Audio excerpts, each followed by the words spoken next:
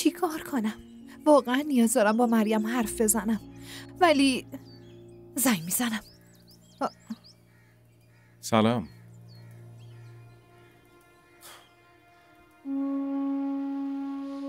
از چی انقدر نگرانی؟ هیچ وقت فکر نمی کردم که بخوای ازم خواستگاری کنی. منم هیچ وقت فکرشو نمی کردم. پس چرا این کارو کردی؟ چون تو دوست خیلی خوبی هستی و ما همه حرفامونو به هم دیگه میگیم. همین مسئله رو به مامانم گفتم که من مشکلمو باها در میون گذاشتم و تو دلت برام سوخته. چرت و پرت نگو فرح. پس دلیلش چیه؟ من ازت خوشم میاد. من و تو با هم دیگه تفاهم داریم و همه اعتماد داریم. این نقاط مشترک میتونه پیوندمون رو خیلی قوی تر کنه فرح. به اندازه‌ای که تو رو میشناسم و درک میکنم، شاید توی این دنیا هیچ دختر دیگه ای رو به این اندازه نشناسم. تو هم منو خیلی خوب میشناسی. تو به من اعتماد داری. ولی بازم اگه این وصلت رو قبول نداری، هرچی تو بگی. عرفان، به من یه چند روزی فرصت بده تا فکر کنم.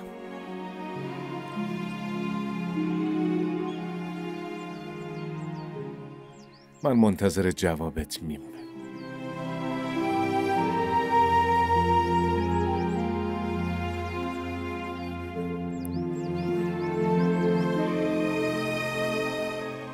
چی کار کنم؟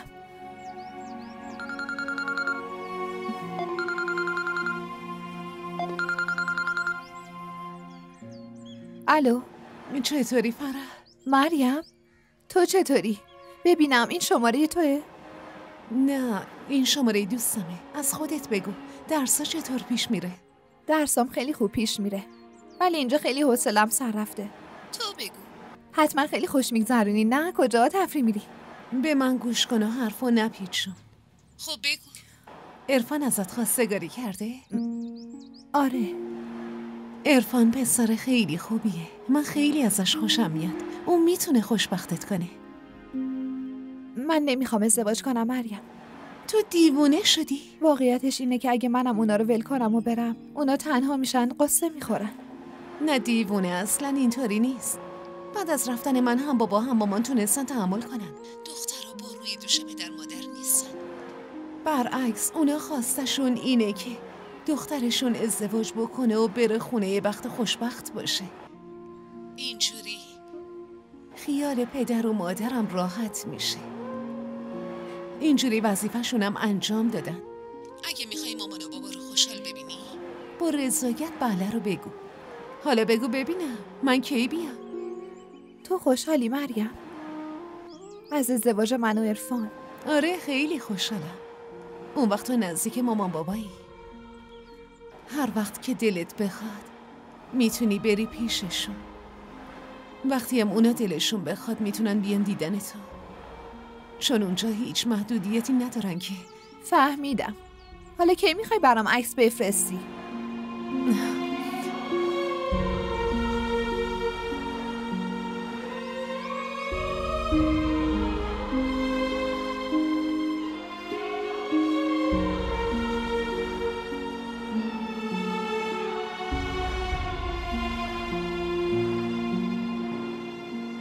من خوشم نیومد فرح اونجوری جلوشون اومد و مخالفت کرد. خیلی هم عصبانی شدم. جمال من باهاش حرف زدم. ولی اگه اون راضی نیست، پس به نظر من ما نباید نظرمون رو بهش تحمیل کنیم.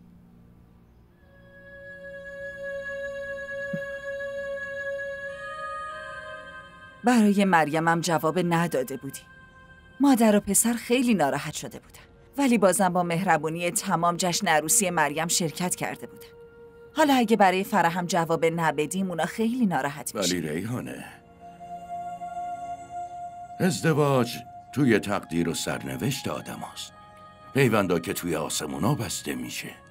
در ضمن توی مسئله ازدواج رضایت دختر حق شرعی و اسلامی دختره. اصولش همینه. واسه همین من نمیخوام به دخترم چیزی رو تحمیل کنم و اونو ناراحتش کنم و پیش خداوندم گناهکار بشم.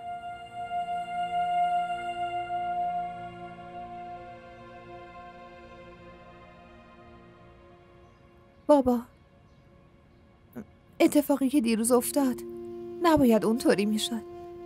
من اشتباه کردم. منو ببخشید. معنی این عذرخواهی رو چی در نظر بگیری؟ خوشحالی شما و بابام. تصمیمات شما دوتا برای من خوبه و حتی خیلی خوبترم میشه. من نباید اونطوری جلوی همتون مخالفت میکردم.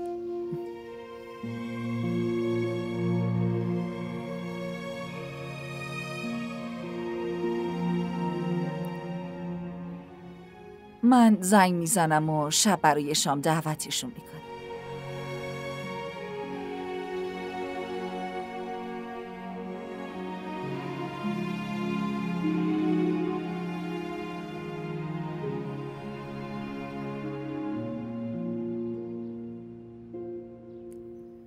سلام مامان. علیک سلام پسرم. مامان، خاله زنگ زده بود. میگفت بهتون زنگ زده ولی شما جواب ندادین. سرم شلوغ بود. خاله امشب برای شام دعوتمون کرد. خیلی سردرد دارم، قبول نکن چون نمیتونم برم. مامان، اونا میخوان بهمون جواب مثبت رو بدن. همون روزم جواب مثبت دادن. فقط فرح جواب منفی داده بود.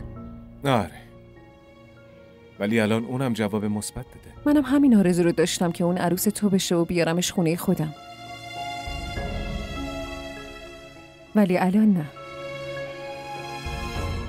این بار جواب منفی از سمت منه.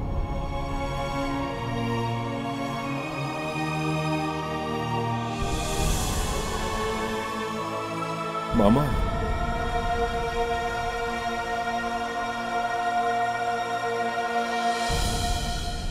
منم از ته دل دعا میکنم که خداوند سنا رو خوشبخت کنه آبجی جان. آره، به زنده بودن من اعتباری نیست. دخترم هم خونه خودش بره، اون وقت راحت سرم و زمین میذارم. این چه حرفیه میزنید آبجی؟ خدا بهتون سلامتی بده، عمر طولانی بده تا شما با خوشحالی تدارکات عروسی سنا رو بگیرید. آبجی جان، میخواستم یه چیزی بگم. خیلی خوب، بگو. همه چی خوبه انشالله؟ آره آبجی جان، همه چی خوبه. راستش صوفیا برای عرفان پسرش فرح و خواستگاری کرد. ماشالله ماشالله. پسر خوبیه. جواب مثبت بده. بله آبجی جان، من استخاره‌ام کردم. ماشالله جوابش خیلی خوب اومد. خب اگه ستاره های بختشون به هم میخورن فرح خوشبخت میشه انشالله. انشالله. آبجی جان، شب جمال برای مشورت باهاتون زنگ میزنیم. شما اصلا بهش نگید که من از قبل همه چی رو بهتون گفتم. ریحانه، من از اون خواهر شوهرا نیستم که اصلا دادشم شکایت کنم. نگران نباش، من بهش هیچی نمیگم. باشه آبجی، مواظب خودتون باشید. راستی میتونم با مریم حرف بزنم؟ خب مریم برای عروسی سنا بیرون رفته که لباس بخره. وقتی بیاد میگم زنگ بزنه. اومد بهت زنگ میزنه، باهاش حرف بزن. باشه؟ خیلی خوب، خداحافظ. خداحافظ. حالا مریم خانوم برای رفتن به عروسی خواهرش مثل ماهی میپره. چجوری میخواد بره؟ من اجازه نمیدم که بره. یه بهونه‌ای جور میکنم.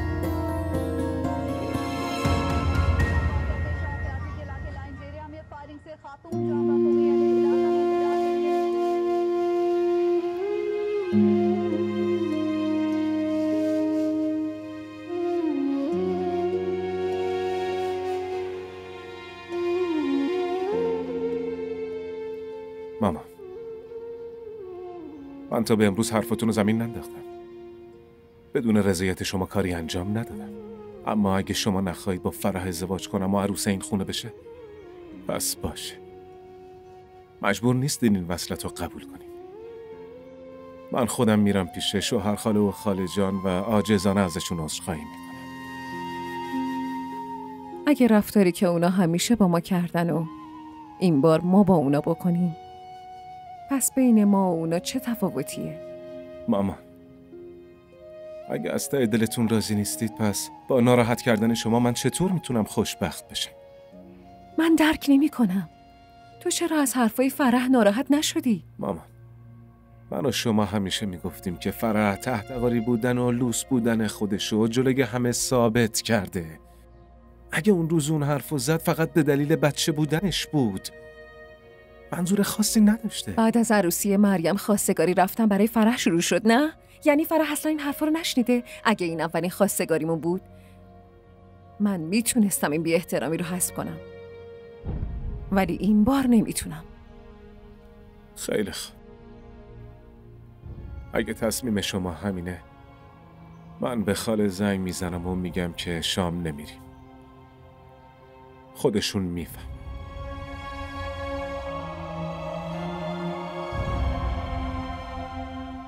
وایسا عرفان،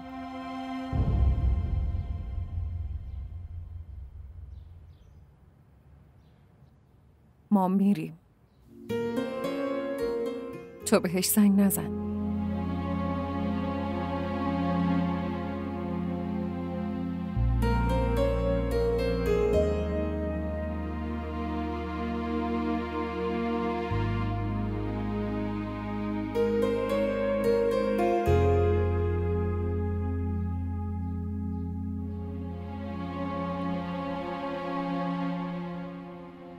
بابا معذرت میخوام. اصلا نباید جلوی خاله اون حرفا رو میزدم. من درک میکنم که کارم اشتباه بوده، ولی بابا من هر کاری کردم به خاطر عشقم نسبت به شما و مامان بوده، وگرنه من مشکل دیگه ای نداشتم. بشین.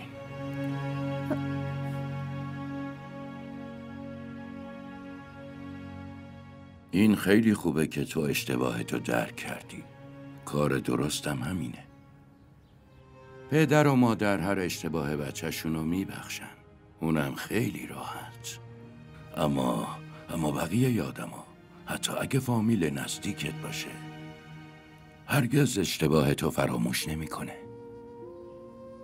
و توی ذهنش تا ابد باقی میمونه. من تو و مریمو خیلی دوست داشتم. با عشق بزرگتون کردم. من و مادرت همیشه سعی کردیم که در کنار تحصیلات خوب تربیت خوبی هم داشته باشید.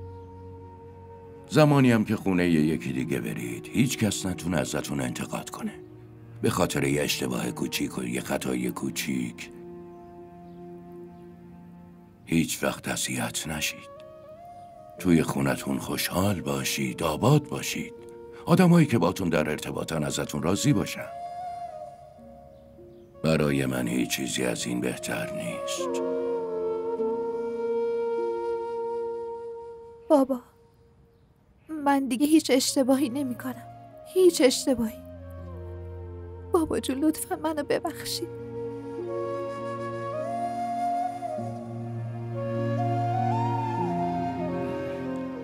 خب کافیه. گریه نکن عزیزم. تو اشتباهتو درک کردی و عذرخواهی هم کردی. هیچی با ارزش‌تر از این نیست. گریه نکن دخترم.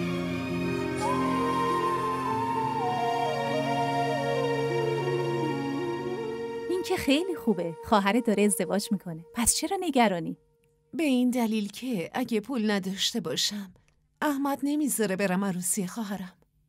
آها، پس مشکل اینه. یه کاری کن. اضافه کاری کن و حقوقی که برای اون گرفتی رو به احمد نده.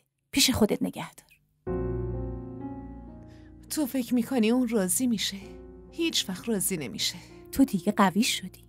یاد بگیر حرف تو به کرسی بشونی. مقابلش وایسا.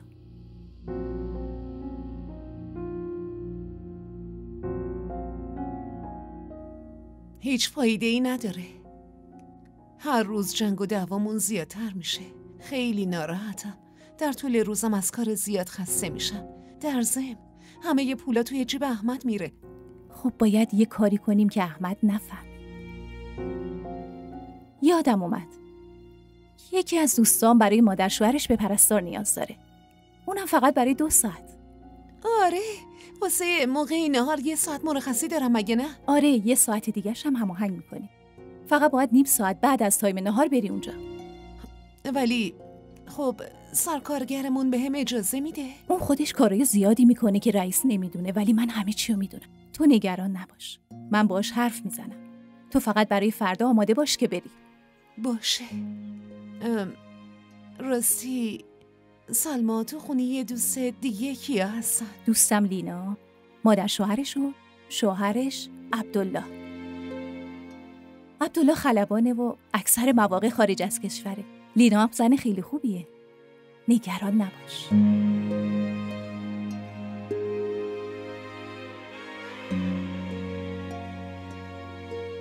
بفرمایید بشینید.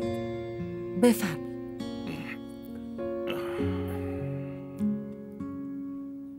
غذا خیلی خوشمزه بود خاله. اصلاً هم غذا خوشمزه نبوده. صوفیا اصلاً به غذاش دست نزد.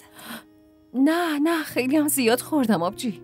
اگه خیالت راحت نشده پس برای صوفیا غذا بسته‌بندی کن. یا امروز میخوره یا فردا. آره مجبورم همین کارو کنم. به نظرم یه چایی بخوریم نه؟ منم به همین فکر میکردم.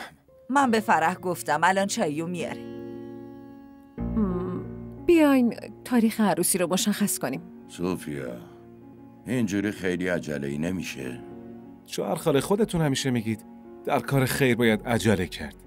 ولی پسرم اونجا سنا هم داره عروسی میکنه. اینقدر زود نمیتونیم تدارکات عروسی رو بگیریم. 2-3 ماهی وقت میبره. تدارکو در عرض 2 هفته هم میشه گرفت خاله جان. عرفان پسرم، بهشون زمان بده تا با دقت فکر کنن. مریم هم باید بیاد. در ضمن خالت بهتر میدونه چه تاریخی براشون مناسبه. چشم مامان. نظر تو چیه جمال؟ مریم هم گفته بود هر وقت ما بهش بگیم میتونه بیاد. آره گفته بود. پس یه کاری میکنیم. جمعه آخرین هفته ماه بعدی چطوره ها؟ روز مبارکیه. خیلی خوب میشه. همون روز میایم دنبال عروسم. خداوند برای هممون این روزو مبارک کنه. آمین. فرح دخترم چاییا رو بیار دیگه.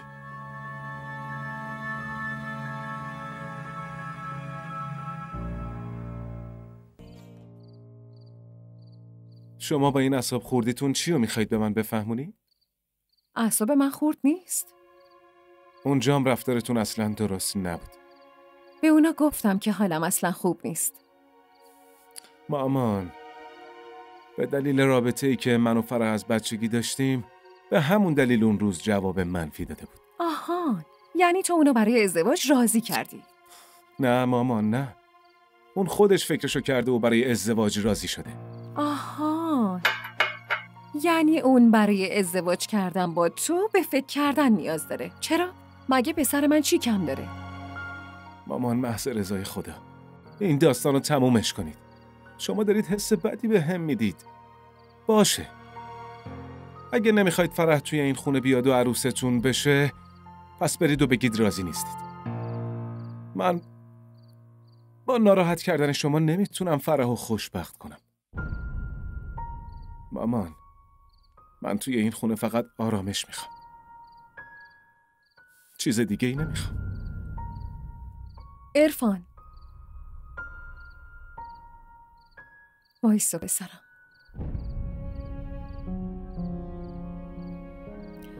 تو اصلا نیازی نیست نگران باشی. 2 ماه دیگه ازدواجته. باید خوشحال باشی. مامان اگه شما خوشحال نباشید پس من چطور میتونم خوشحال باشم؟ کی گفته من خوشحال نیستم؟ من خوشحالم. چون خوشحالی تو برای من مهمتر از همه چیه. الان اخماتو باز کن و برو بخواب. وگرنه فردا ممکنه دیر از خواب بیدار بشی. چشم.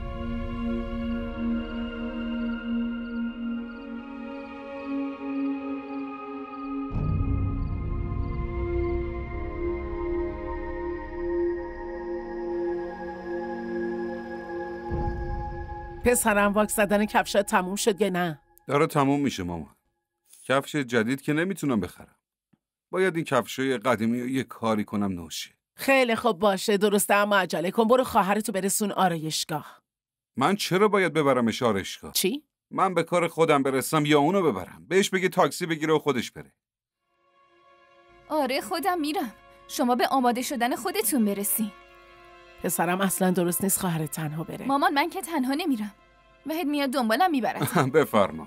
این مشکلم حل شد. همه وسایل تو ببین، چیزی رو فراموش نکنی ها. اونجا نری زنگ بزنی فلان چیزو برام بیاره. نگران نباشید. همه وسایلمو با خودم میبرم. شما فقط به خودتون برسین. برو. انگار نوع.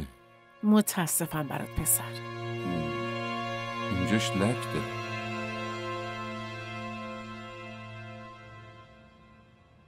همه هزینه ها رو حساب کردم. همه چی کامله. فقط مسئله غذا مونده. تو چی فکر میکنی؟ چقدر مهمون قراره بیاد برامون ها؟ عروسی مریم همه رو با خانواده‌شون دعوت کرده بودیم. به نظرم این بار فقط آدمای مهم رو دعوت کنیم. آره ولی بازم 150 نفری حتما میشه. آره تعداد مهمونا همینقدر میشه. خب 150 نفر از طرف ما و 100 نفر هم از طرف اونا. ای بابا این آقا غفور دیگه چی کار داره زنگ میزنه. جواب بده انشالله که خیر باشه. الو. کار خیلی مهمی داشتم. بله داداش غفور بفرمایید میشنوم. من به 10,000 روپیه نیاز دارم. امروز برام جورش کنید. جای اجاره ماه بعد حسابش کنید. ببینید داداش غفور، هر موقع آخر ماه میشه بعد از پرداختن همه هزینه ها من اونقدر پول برام نمیمونه که بتونم پس اندازی هم داشته باشم. از یکی قرض بگیرید. ولی تا امشب پول برای من بیارید. ولی داداش غفور چی میگفت؟ شرافت و انسانیت این آدما که کلاً تموم شده. اصلا شرم و حیا ندارن. حالا چی شده؟ یه چیزی بگو. هیچی. 10,000 روپیه‌شو امشب میخواد. میگه از اجاره ماه بعدی 10,000 روپیه‌شو بده. حالا از کجا بیارم؟ وقتی گفته مجبوریم پولشو جور کنیم. به هیچ وجه این پولو نمیدم. حداقل از پول عروسی دخترم یه پول سیام بهش نمیدم. آخه کی به تو گفته که از اون پولا برداری؟ خب از کجا پول بیارم ها؟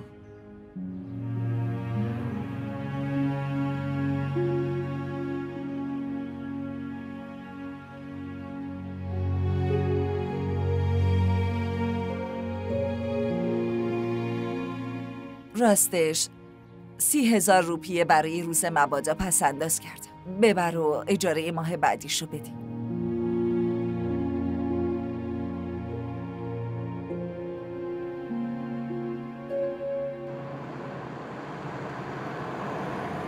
راستش من چیزی رو نفهمیدم. چی؟ اینجور مواقع زن داداشا دور اطراف خواهر شوهرشون میچرخن و هر کاری داشته باشه براش انجام میدن. ولی زن داداش تو حتی تا آرایشگاه باهات نیومد. اون حتی به کارهای خودش هم نمیرسه. الان اون با داداشم رفته بود خرید. واسه همین به تو زنگ زدم که بیای دنبالم. والا داداش احمد خیلی زنزلیله. دقیقاً همینطوره. به اشاره های مریم میخوره، میخوابه، میشینه. برای همه چی اجازه میگیره. راستی یه چیزی بگم. اتفاقا خیلی خوشم میاد. داداش احمد خیلی مواظبشه. بالاخره اون خانواده و کشورشو ول کرده واسه کی؟ واسه داداشم. واسه همین احمد همه کارهای مریم رو چشم بسته قبول میکنه. اون کار خوبی میکنه. خیلی خوب. آها.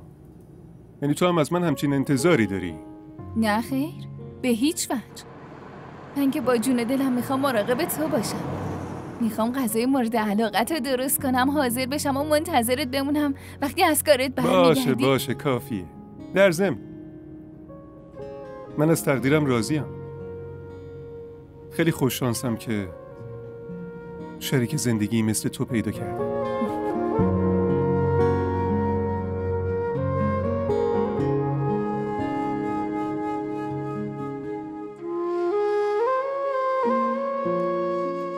حالا که دوش گرفتین حس سرحال بودن دارین؟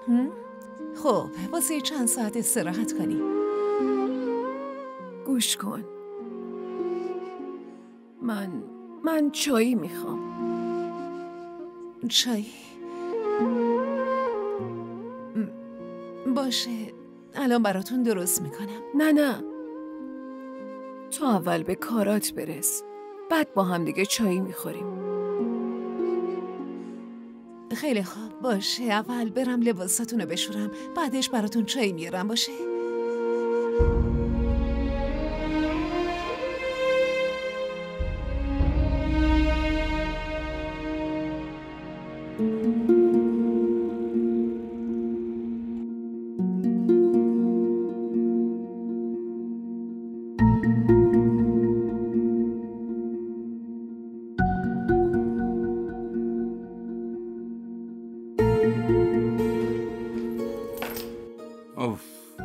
مریم امروز خیلی دیر کردی.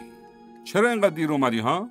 نه احمد، من هر روز همین موقع میام. هر روز و امروز با هم فرق داره. خودت میدونی امروز عقد سناست. پس چرا اینقدر دیر کردی؟ ولی احمد خودت میدونی که اونا مگه بهم اجازه میدن زود بیام؟ خب تاکسی میگرفتی میومدی. حداقل یه ربع نیم ساعت زودتر میرسیدی. حالا ببین چقدر کار اونجا ریخته فقط به خاطر تو. مگه من همرام پول داشتم؟ خیلی خب کافیه دیگه. انقدر بحث نکن. برو سریع لباسمو اتو بزن. باید زود برم، یه عالمه کار دارم. برو گوش کن. لباسای مامانینا هم اونجاست. اونا رو هم اتو بزن. باشه. خدا رو شکر بهم شک نکرد. اصلا هیچی نفهمید. به چی داری فکر میکنی؟ برو دیگه.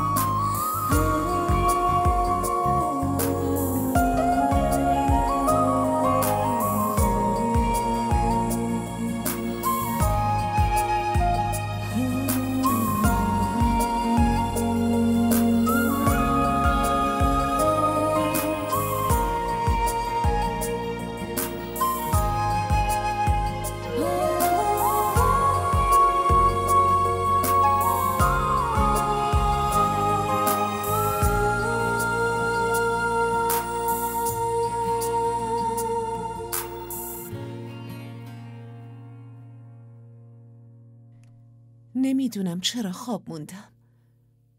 نیم ساعت کامل دیر کردم.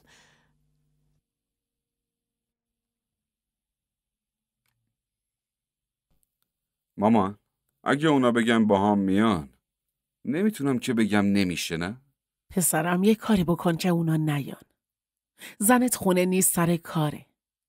وحید بیاد 100 جور سوال میپرسه. به اینجاش فکر نکرده بودم. احمد لطفاً منو میرسونی رستوران، خیلی دیر کردم. خب به خاطر من دیر کردی؟ با خیال راحت گرفته و خوابیده. چیه؟ برو خودت مشکلتو حل کن.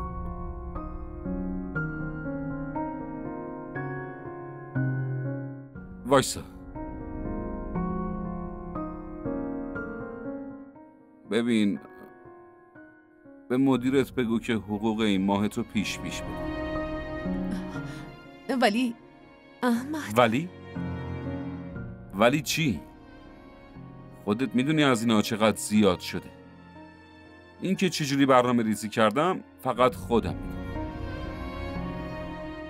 و الان یه مقدار پول مونده. تمام. اون پولم امروز برای ولیمه باید خرج کنم. برو باهاش امروز حرف بزن. باشه. خداحافظ.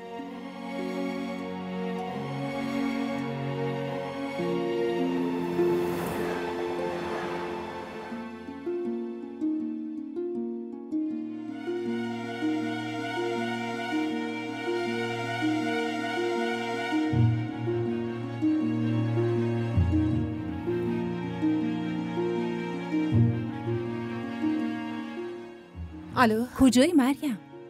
چرا هنوز نرسیدی؟ امروز خواب موندم تو راهم. ای بابا زود بیا دیگه. مشکلی که پیش نیومد.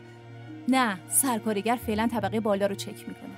اگه از تو پرسید من بهش میگم توی اتاق کارمندایی. خیلی خوب، باشه.